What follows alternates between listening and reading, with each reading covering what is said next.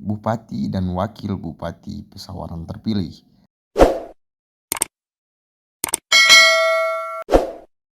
Nanda Indira dan Antonius Muhammad Ali menyampaikan terima kasih kepada seluruh masyarakat Kabupaten Pesawaran yang telah menunjukkan kedewasaan dalam berpolitik serta mendukung proses demokrasi hingga tuntas. Ia mengapresiasi seluruh penyelenggara pemilu dan aparat keamanan yang telah bekerja dengan integritas tinggi menjaga suasana tetap kondusif selama tahapan pilkada berlangsung. Nanda turut menyampaikan terima kasih juga kepada partai politik pengusung, ormas, serta seluruh pihak yang telah berkontribusi dalam proses pemilihan.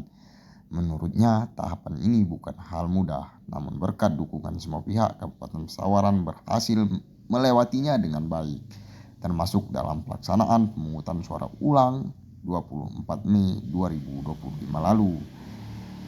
Ia menegaskan amanah yang diberikan masyarakat akan diemban bersama Antonius dengan kerja nyata selama 5 tahun ke depan demi kemajuan bumi Andan Jejama.